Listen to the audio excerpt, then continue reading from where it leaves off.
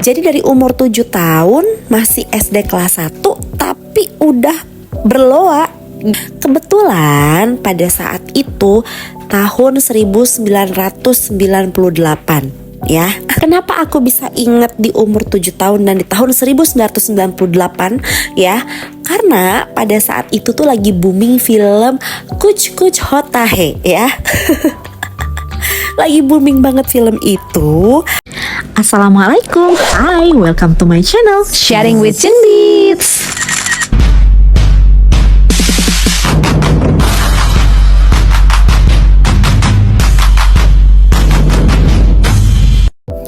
Assalamualaikum warahmatullahi wabarakatuh. Hai teman-teman semuanya, apa kabarnya di hari ini? Alhamdulillah bisa sharing lagi ya di channel YouTube aku. BTW terima kasih ya buat teman-teman yang sudah support konten-kontennya aku, yang sudah subscribe, yang sudah di like konten-kontennya aku di sini. Insya Allah bikin aku semakin semangat lagi ya untuk bercerita, khususnya tentang ya perjalanan hidupnya aku. Juga nanti ada cerita-cerita dari orang-orang yang luar biasa, yang cerita luar biasanya sudah dibagikan ke aku ya. Terutama di sini aku akan bahas perjalanan hidup aku, bagaimana luar biasanya kita menyelaraskan energi doa, LOA atau Law of Attraction, ikhtiar langit dan ikhtiar bumi ya. Jadi nanti akan lebih banyak sharing seputar itu deh ya.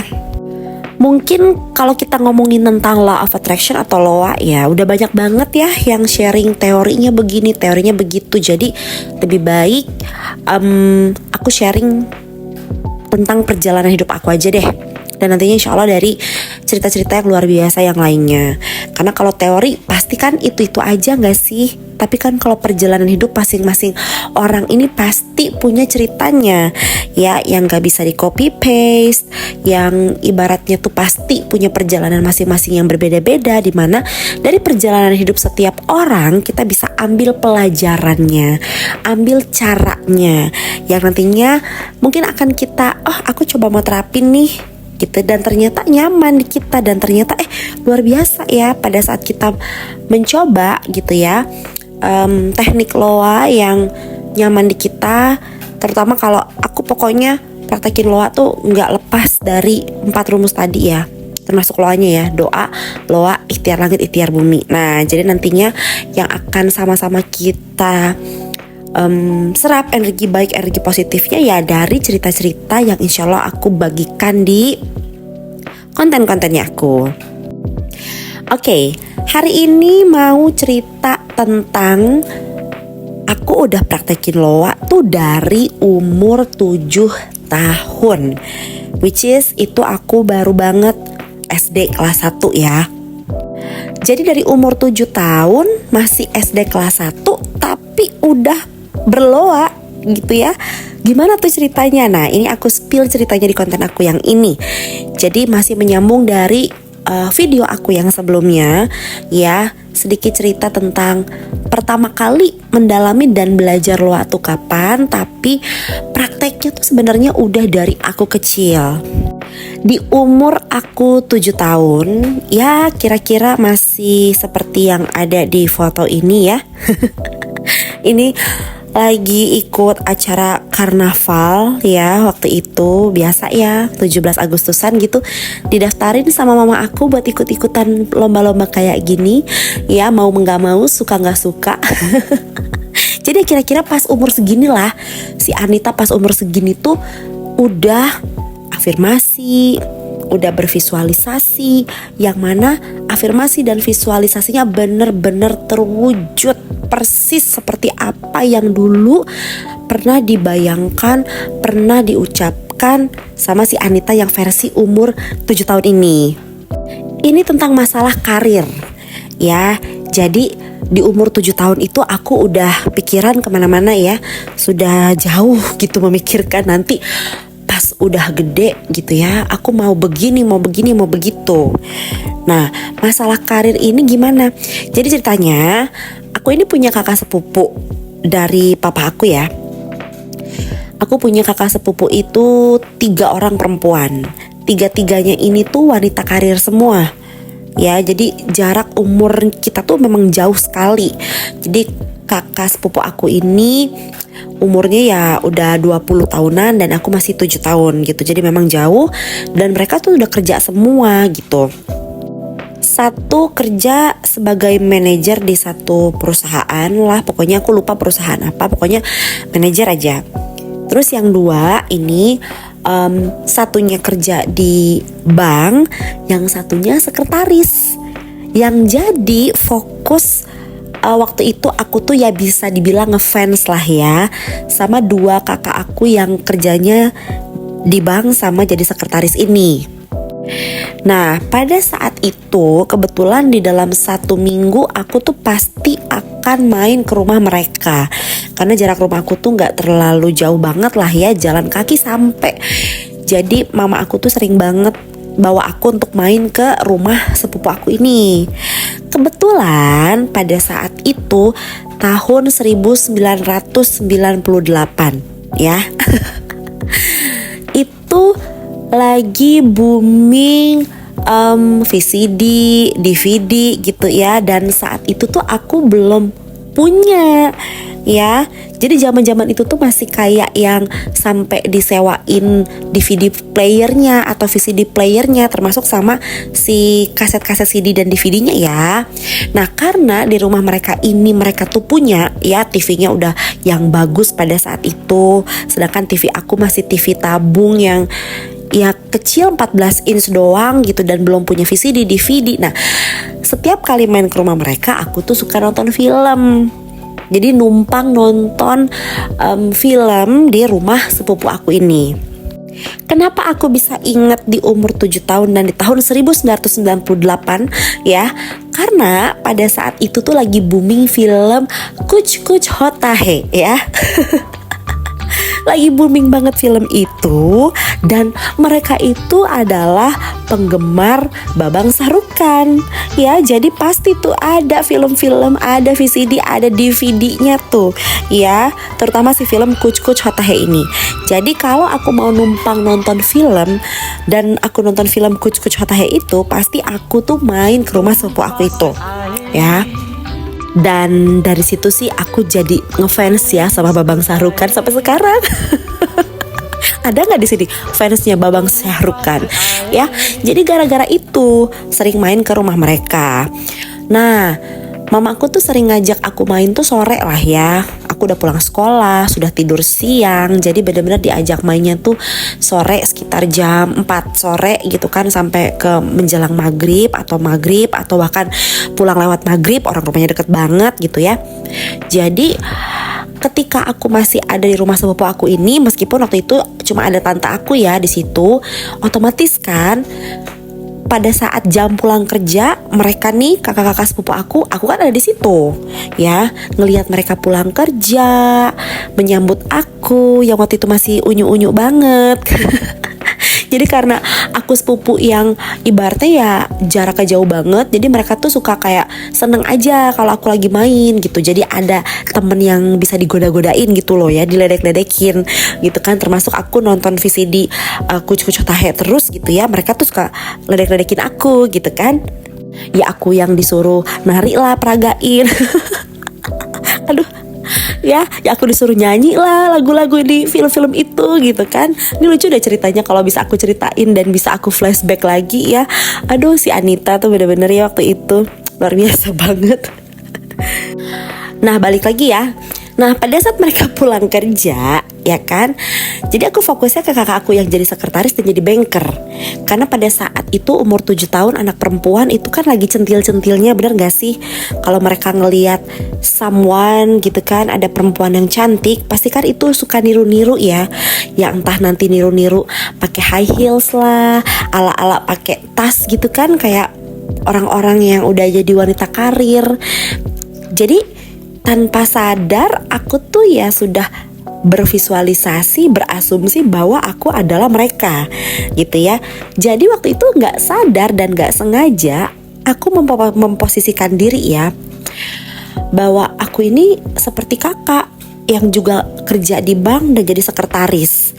Pakai high heels, pakai blazer, pakai rok span, ya kan, make upan, pokoknya cantik, wangi, bersih, elegan lah gitu simpelnya yang aku bener-bener tertanam di dalam pikirannya aku. Nah, gara-gara suka memeragakan seperti mereka juga ya, jadinya aku punya afirmasi tuh tiba-tiba. Oh, nanti kalau sudah besar, ya ini kalimat afirmasi si Anita di umur 7 tahun ya, tentang dream job. Nanti kalau aku sudah besar, aku mau kerja seperti kakak, jadi sekretaris atau bisa kerja di bank. Jadi itu aku sudah tanamkan ternyata di dalam pikirannya aku, sudah masuk ke alam bawah sadar, ke pikiran bawah sadar ternyata terprogramnya. Nah, jadilah beneran teman-teman, aku bisa kerja jadi sekretaris dan kerja di bank setelah aku lulus sekolah ya. Karena udah pasti banget dalam 1 minggu aku tuh main ke rumah kakak sepupu aku itu, jadi otomatis kan itu kayak terekam terus gitu. Setiap kali ngeliat mereka, jadi aku inget, oh kerja jadi sekretaris, kerja di bank gitu. Sampai pernah pembahasan ini tuh ya pas aku lagi ngobrol sama papa aku dulu. Jadi pas aku kira-kira SMP lah ya, ngobrol sama papa nih, papa tuh udah mulai kayak cari tahu ya, nih anaknya akan punya impian apa nih. Otomatis ditanya, nanti kamu rencana mau gimana gitu. Aku nanti mau kerja apa gitu. Kerja di mana gitu. Namanya orang tua kan, anaknya udah mulai remaja, jadi udah mulai dicari tahu kan passionnya atau rencananya seperti apa. Aku bilang, aku mau kerja di bank pak, atau sekretaris. Meskipun waktu itu ada perdebatan ya sama papa aku, katanya nanti kerja di bank tuh gajinya kecil, nanti kalau jadi sekretaris tuh begini begitu gitu. Papa aku tuh waktu itu punya impian ya, anaknya nih bisa jadi perawat. Karena papaku ngelihat saudara-saudaranya yang jadi perawat tuh katanya gajinya gede-gede gitu ya. Aku nggak tahu ya. Pada saat itu entah papa aku tuh punya pikiran anaknya suruh jadi perawat seperti tante-tantenya aku gitu, karena mereka punya karir yang bagus di rumah sakit. Cuman aku tetap bersikukuh dan teguh pendirian bahwa enggak, aku mau jadinya sekretaris atau mau kerja di bank aja gitu. Nah udah, singkat cerita perjalanan hidupnya aku bener-bener membawa aku bisa sekolah sekretaris. Waktu SMK ya, pindah dari Bandung ke Jakarta, lulus SMP aku pindah ke Jakarta. Itu aku sekolah di sekolah menengah kejuruan. Nanti aku cerita ya kenapa aku bisa di sini. Jadi kisah hidupnya aku yang dari Bandung pindah ke Jakarta, terus di Jakarta aku sekolah menengah kejuruan. Di sekolah menengah kejuruan itu ada jurusan sekretaris. Ya, jadi udah mulai ketarik kan sama apa yang dulu pernah aku afirmasiin, visualisasiin di umur 7 tahun itu kan, pengen jadi sekretaris. Akhirnya sekolah di sekolah menengah kejuruan sekretaris jurusannya. Setelah lulus sekolah, aku langsung beneran kerja jadi junior sekretaris.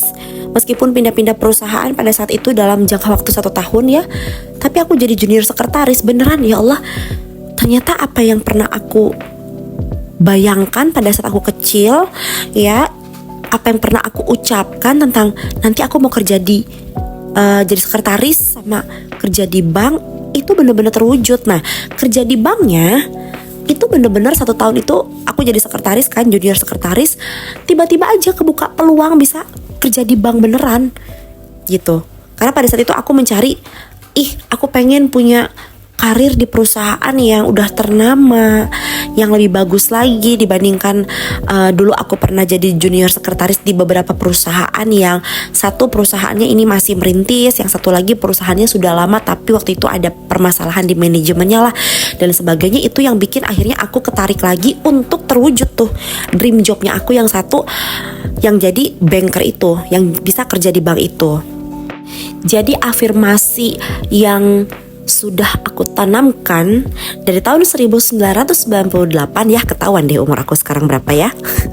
di umur aku 7 tahun itu, 11 tahun kemudian itu terwujud. Ya alhamdulillah.